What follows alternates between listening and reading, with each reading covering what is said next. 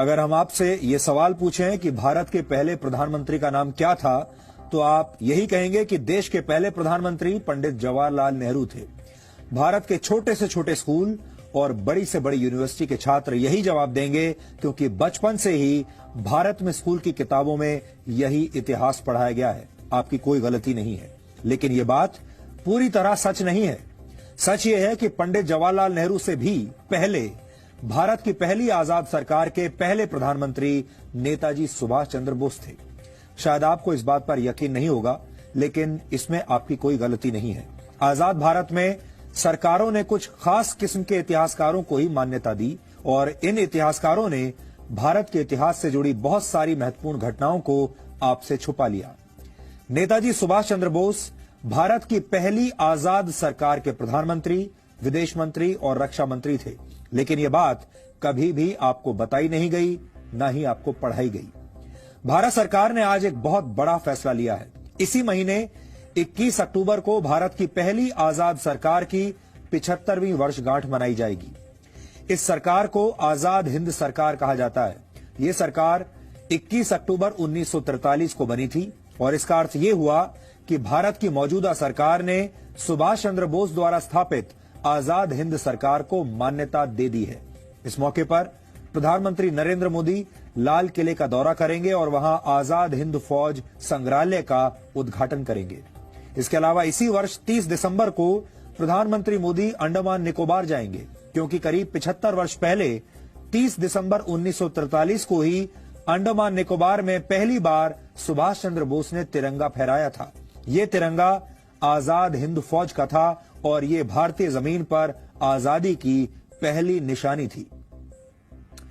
मौजूदा सरकार ऐसा क्यों कर रही है, इसके पीछे की राजनीति क्या है, ये सब कुछ तो आपने दिन भर न्यूज चैनलों पर होने वाली डिबेट्स में सुन लिया होगा, लेकिन कोई ये बात नहीं कर रहा कि नेताजी सुभाष चंद्र बोस के योगदान को हमारे देश में कमतर क्यों माना गया। आजाद हिंद फौज और आजाद हिंद सरकार जैसी उपलब्धियों को किनारे क्यों लगा दिया गया, ये सवाल आज गहरे विश्लेषण की मांग कर रहे हैं। अगर किसी परीक्षा में यह सवाल पूछ लिया जाए कि भारत की पहली आजाद सरकार के प्रधानमंत्री का नाम क्या था और आप उसके जवाब में नेताजी सुभाष चंद्र बोस का नाम लिख दें, तो आपके सारे नंबर कट जाएंगे, क्योंकि ये जवाब गलत माना जाएगा और यही इस देश का सबसे बड़ा दुर्भाग्य है। आजाद भारत के पहले प्रधानमंत्री जवाहरलाल नेहरू थे, लेकिन भारत की पहली आजाद सरकार के प्रधानमंत्री नेताजी सुभाष चंद्र बोस थे। ये फर्क आपको हमेशा याद रखना चाहिए और सुभाष चंद्र बोस को हमेशा उनके हिस्से का सम्मान देना चाहिए, ये मिलना ही चाहिए। भारत की पहली आजाद सरकार की स्थापना और उसकी घोषणा सुभाष चंद्र बोस ने 21 अक्टूबर 1943 को की थी। इस घोषणा के तुरंत बाद 23 अक्टूबर 1943 को आजाद हिंद सरकार दूसरे विश्व युद्ध के मैदान में उतर गई थी। आजाद हिंद सरकार के प्रधानमंत्री नेताजी सुभाष चंद्र बोस ने ब्रिटेन और अमेरिका के खिलाफ युद्ध का ऐलान कर दिया था। उस वक्त 9 देशों की सरकारों ने सुभाष चंद्र बोस की सरकार को अपनी मान्यता दी थी। जापान ने 30 अक्टूबर 1943 को आजाद हिंद सरकार को मान्यता दी। उसके बाद जर्मनी, फिलीपींस, थाईलैंड, मंचूरिया और क्रोएशिया ने भी आजाद हिंद सरकार को अपनी मान्यता दे दी। आजाद हिंद सरकार ने जापान सरकार के साथ मिलकर म्यांमार के रास्ते पूर्वोत्तर भारत में प्रवेश करने की योजना बनाई थी। सुभाष चंद्र बोस ने बर्मा की राजधानी रंगून को अपना हेडक्वार्टर बनाया और तब वहां जापान का कब्जा हुआ करता था। 18 मार्च 1944 को सुभाष चंद्र बोस की आजाद हिंद फौज ने भारत की धरती पर कदम रखा था और उस जगह को अब नागालैंड की राजधानी कोहिमा के नाम से जाना जाता है। आजाद हिंद फौज के शौर्य में कोई कमी नहीं थी, लेकिन 2 प्रमुख वजहों से सुभाष चंद्र बोस की आजाद हिंद फौज कोहिमा से आगे नहीं बढ़ पाई। पहली वजह यह थी कि यह युद्ध जंगलों में लड़ा जा रहा था और तब जुलाई का महीना था और भारी बारिश की वजह से सेना का आगे बढ़ना मुश्किल था। और दूसरी बड़ी वजह यह थी कि आजाद हिंद फौज के पास एयर सपोर्ट नहीं था। ब्रिटिश सेना के पास लड़ाकू विमान थे, जिनके सामने आजाद हिंद फौज के सैनिक मजबूर हो गए। अगस्त 1945 में जापान के हिरोशिमा और नागासाकी में अमेरिका ने परमाणु बम से हमला कर दिया, जिसके बाद जापान ने सरेंडर कर दिया और ये सुभाष चंद्र बोस के लिए एक बहुत बड़ा झटका था। अमेरिका और ब्रिटेन ने दूसरा विश्व युद्ध जीत लिया, लेकिन नेताजी सुभाष चंद्र बोस ने हिम्मत तब भी नहीं हारी। नेताजी आजादी के नए मिशन पर निकले थे, लेकिन यह कहा जाता है कि 18 अगस्त 1945 को ताइवान में हुए एक विमान हादसे में उनकी मृत्यु हो गई। हालांकि उनकी मृत्यु आज भी एक रहस्य है। भारत की पहली आजाद सरकार के पहले प्रधानमंत्री नेताजी सुभाष चंद्र बोस इस घटना के बाद इतिहास के पन्नों में कहीं खो गए। यहां आजाद हिंद सरकार के बारे में भी आपको कुछ बातें जरूर जाननी चाहिए। सुभाष चंद्र बोस आजाद हिंद सरकार के पहले प्रधानमंत्री, रक्षा मंत्री और विदेश मंत्री थे। Lieutenant colonel A.C. Chatterjee Azad Hind सरकार के वित्त मंत्री थे।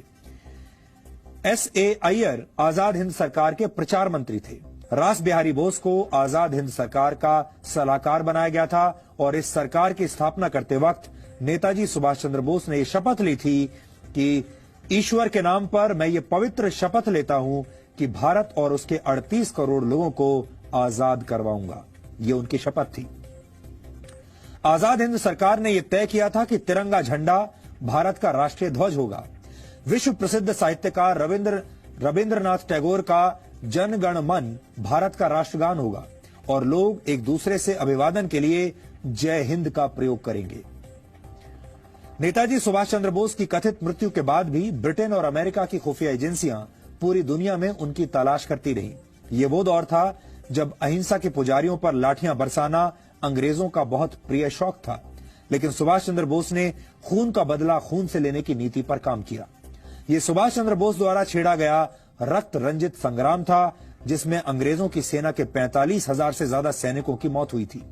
बर्मा की जंग में अंग्रेजों की सेना सुभाष चंद्र बोस के चक्रव्यूह में इस तरह फंसी कि ब्रिटिश सेना के 10,000 से ज्यादा सैनिक बीमारियों का शिकार हो गए थे। इस लड़ाई में अमेरिका की सेना के भी 3,000 से ज्यादा सैनिकों की मौत हुई थी और यही वजह है कि ब्रिटेन और अमेरिका की खुफिया एजेंसियां मिलकर सुभाष चंद्र बोस को किसी भी तरह से ढूंढकर सजा देना चाहती थी।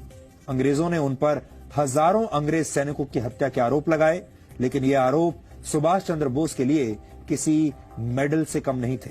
भारत में लाखों लोगों की हत्या करने वाले अंग्रेजों को सुभाष चंद्र बोस ने यह बता दिया था कि अहिंसा और शांति भारत की कमजोरी नहीं, भारत को हथियारों से जवाब देना भी उतना ही अच्छी तरीके से आता है।